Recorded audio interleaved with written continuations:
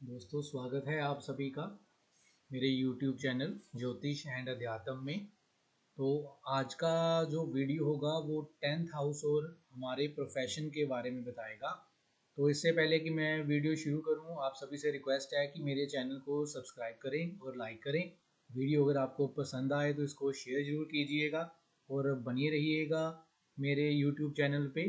Subscribe ज़रूर करें ताकि जो नोटिफिकेशन है उस पर आपको मेरे नए वीडियो के बारे में पता चल सके। तो आइए आज बात करते हैं 10th हाउस की और प्रोफेशन की। जैसा कि हम सभी को पता है कि जो हमारा 10th हाउस है वो हमारे प्रोफेशन को इंडिकेट करता है, हमारे कर्मास को इंडिकेट करता है। तो कर्मास जरूरी नहीं है कि हमारा प्रोफेशन है।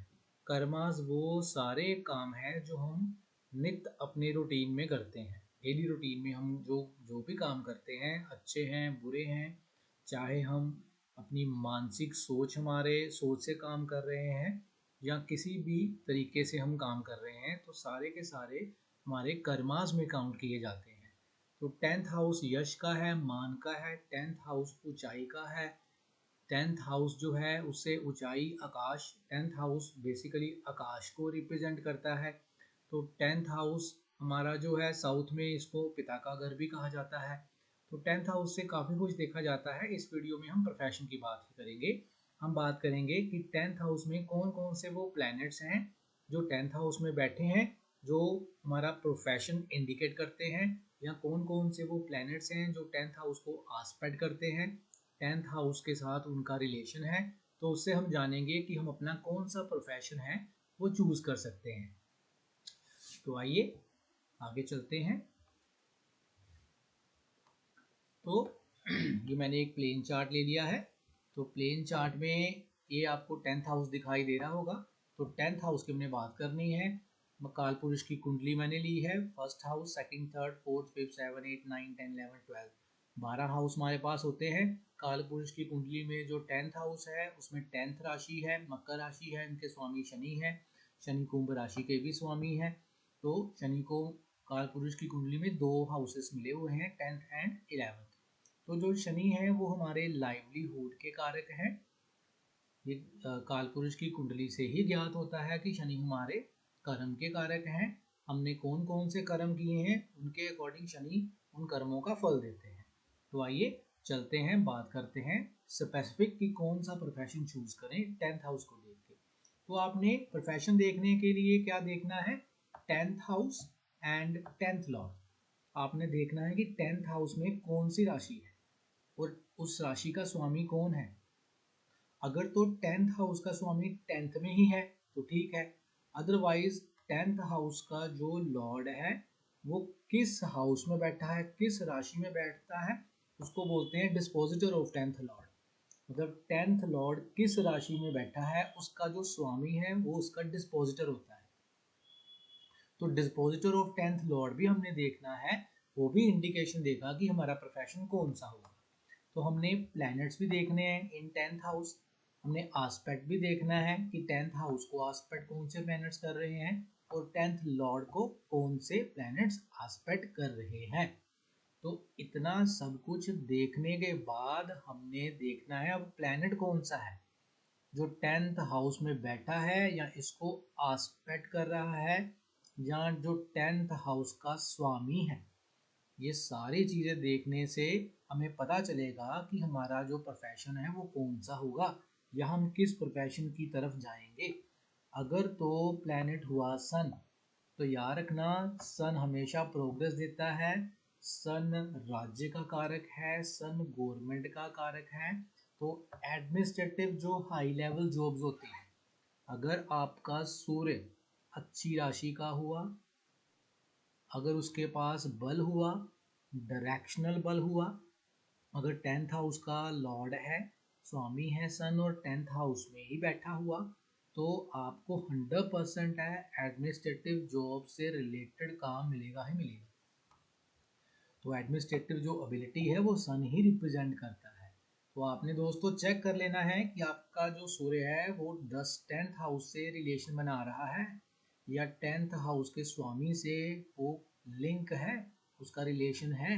तो ये इम्पोर्टेंट होगा। अगर ऐसा हुआ तो आप जो है लाइफ में प्रोग्रेस करेंगे, ऊंची पदवी पे आप काम करने वाले होंगे। तो आइए आगे चलते हैं। अगर 10th हाउस का रिलेशन यूपिटर से हुआ तो यूपिटर जो है ये देवताओं की जो कार्यकारिणी जो उनकी मेंबर्स होते हैं उनमें ये मिनिस्टर है। जो यूपिटर है वो एक मिनिस्टर है, तो मिनिस्ट्रियल पोस्ट है, ये गवर्नमेंट की पोस्ट है। तो यूपिटर 10th हाउस को अगर आस्पेक्ट करे या 10th हाउस का यूपिटर खुद स्वामी हो जाए तो कहीं ना कहीं वो आपका गवर्नमेंट से लिंक करवाएगा। आपका जो प्रोफेशन है वो गवर्नमेंट से लिंक करवाएगा। हो सकता है कि आप टीचिंग जॉब में जाएं, आप इकोनॉमी से रिलेटेड जो प्रोफेशंस हैं गवर्नमेंट्स हैं, जैसे ऑडिटिंग की जॉब्स हैं गवर्नमेंट में, आप वहाँ जाएं और अच्छी पदवी पे काम करेंगे अगर आपका 10th का रिलेशन यूपिटर से होगा। अगर आपका 10th लॉर्ड, नेक्स्ट देखिए दोस्तों, मरकरी की बात करते हैं, बुध की। अगर आपका 10th लॉर्ड बुध है या 10th हाउस में ही बुध बैठा है, अगर उच्च का होके बैठा है या मित्र राशि में बैठा है तो रिजल्ट बड़े अच्छे देगा। जो बुध है वो इंटेलेक्चुअल को रिप्रेजेंट करता है, बुध आपका बुद्धि को रिप्रेजेंट करता है, बुध आपका कम्युनिकेशन वाणी को रिप्रेजेंट करता है, बुध आपकी प्रसन्नता है, बुध आपका फ्रेंड सर्कल है। तो जो आपका मरकरी है वो आपको टीचिंग प्रोफेशन, बुध आपको टीचिंग प्रोफेशन ज़्यादा देगा। अगर बुध 10th हाउस में बड़ा स्ट्रॉन्गली प्लेस्ड है तो ये आपको टीचिंग, आपको एस्ट्रोलॉजी, ऐसे कार्यशैली की तरफ आपको ये अट्रैक्ट करेगा। अगर आगे बात करते हैं सैचन की। अगर 10th हाउस का रिलेशन सैचन से हुआ तो जो सैचन है वो आपको पता है दोस्तों, ज्योतिष शास्त्र में ये सेवक जाना जाता है। सैचन को हम सेवक के रूप में मानते हैं एस्ट्रोलॉजी में, ग्रह मंडल में। तो 100% है कि आप सर्विस में ही जाएंगे, किसी के नीचे काम ही करेंगे अगर आपका सैचन जो है वो 10th से लिंक है या 10th लॉर्ड से लिंक है। तो आप कभी भी बिजनेस के बारे में ना ही सोचो तो बेटर होगा, क्योंकि सैचन आपको सर्विस में ही लेके जाएंगे। अगर वो 10th से लिंक है, 10th को आस्पेक्ट कर रहे हैं या 10th लॉर्ड के साथ कंजक्ट कर रहे हैं। आगे दोस्तों मार है, मार्स आपको पता है मंगल है, हमारे साहस के कारक हैं, हमारे परिश्रम के कारक हैं। मंगल हमारी बोल्डनेस है, मंगल हमारे इनिशिएटिव्स हैं, मंगल हमारे ब्लड को रिप्रेजेंट करते हैं।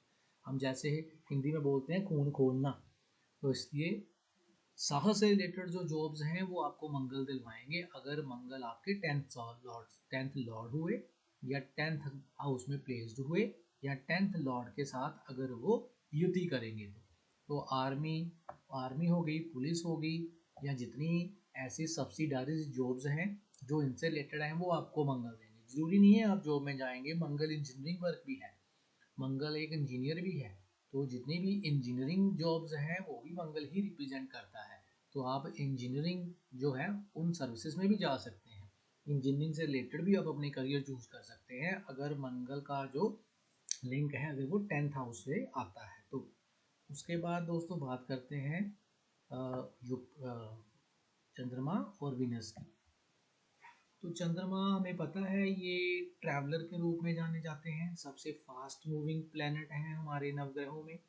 विनस जो है, विनस लग्जरी के लिए जाते जाते हैं, और चंद्रमा और विनस जो दोनों हैं, दोनों ही हमारे कामुकता के लिए जाने जाते हैं। मतलब डिज़ायर्स के जो प्लैनेट्स हैं वो मून एंड विनस हैं। तो जो डिज़ायर्स हैं वो हमें ज़्यादातर बिजनेस की तरफ अट्रैक्ट करते हैं।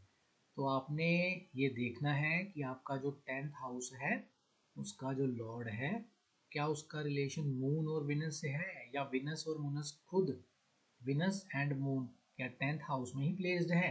अगर ऐसा हुआ तो आप बिजनेस की तरफ अपना माइंड ज़्यादा बनाएंगे या बना सकते हैं। अगर आपने कोई एडवाइस वगैरह पहले ही ले ली है एस्ट्रोलॉजी में अपने करियर को लेके तो आप बिजनेस चूज़ कर सकते हैं। बिजनेस आपने कौन सा चूज़ करना है, 10th हाउस में अगर आपका चंद्रमा है तो आप लिक्विड्स के काम कर सकते हैं, फूड से रिलेटेड काम कर सकते हैं, मार्केटिंग के काम कर सकते हैं। विनस से अगर लिंक है तो आप लग्जरी से रिलेटेड, आप आर्ट एंड क्राफ्ट से रिलेटेड काम कर सकते हैं, आप इंटीरियर डेकोरेशन के रिलेटेड काम कर सकते हैं, या उनके जो मटेरियल्स हैं आप उनसे रिलेटेड काम कर सकते हैं, आप वाइन से रिलेटेड काम कर सकते हैं।